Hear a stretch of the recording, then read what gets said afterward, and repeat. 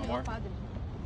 So Amar has trial today for his violation of his First Amendment. They arrested him for trespass.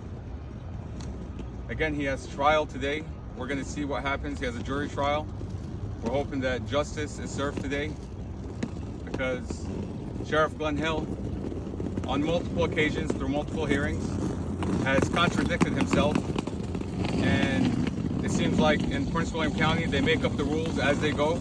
If they don't like your message, they come out, they harass you, they trespass you. I've been trespassed from this property simply because I go to Mustafa's court hearings and I document and I report to the community what happens in that courtroom. So I'm not allowed to go into the courthouse, but I'm still here. We're gonna make sure we report to the community the corruption and the violations that are happening in Manassas, specifically with Commonwealth Attorney Amy Ashworth, who's a tyrant, the sheriff, who's a tyrant, who's a liar, who has told us multiple times that we are allowed to go in, but on the dates, like today, my brother has jury trial, and I'm not allowed to go in. My mom is not allowed to go in.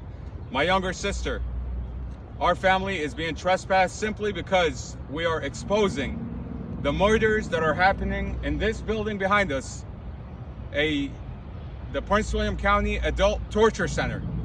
It should really be called the Death Center, because this is where people get arrested and they end up dead. They get carried out in body bags. 17 people have been murdered at this building, and because Amar was making a video, peacefully making a video, to share that information with the community, Sheriff Glenn Hill came out on video and arrested him because he did not like the message.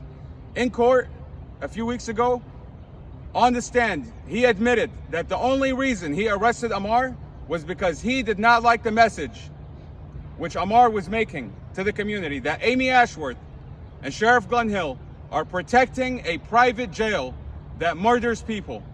These are pretrial detainees who have not had their day in court. Let that sink in.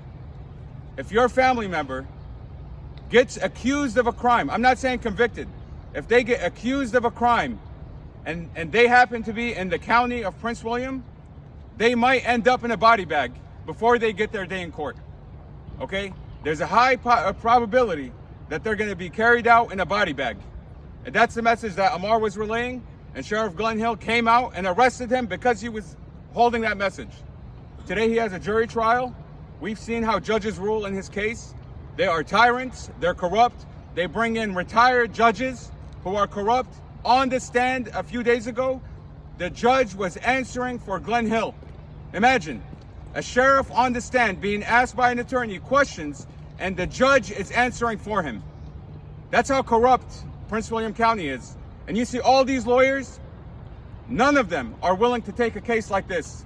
So we want to thank Blake Weiner for standing up to this tyranny, and may God be with him. And you know, I'll tell you one thing.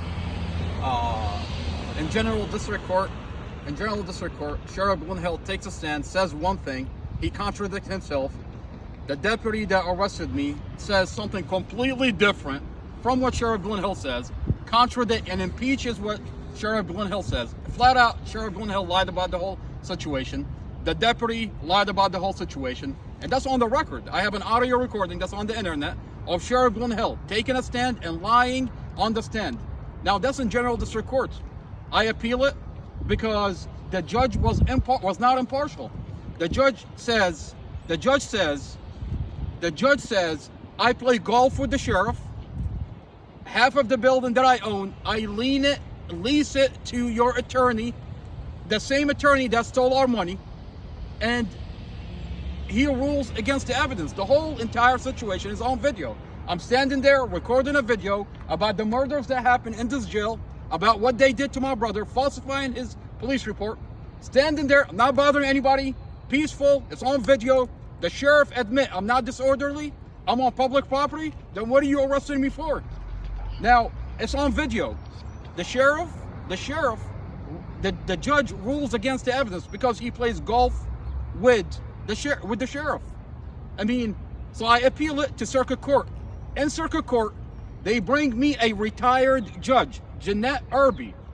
Judge Jeanette Irby is a retired judge. Why do I have a retired judge in a private room and she's literally answering for the sheriff when the sheriff is on the stand? To the point where Blake Weiner, my lawyer, is telling Judge Irby, ma'am, I'm asking, Your Honor, I'm asking the sheriff. He's on the stand. And then the whole thing, the sheriff gets on the stand. Whatever he said in General District Court, he says something completely opposite. The arresting deputy says something completely opposite. Obviously, they're lying about the whole entire situation. It's on the record. And now they want to Jeanette- limit. Now they want to limit what the jury gets to hear about this case. They make up their own rules. And that's the problem.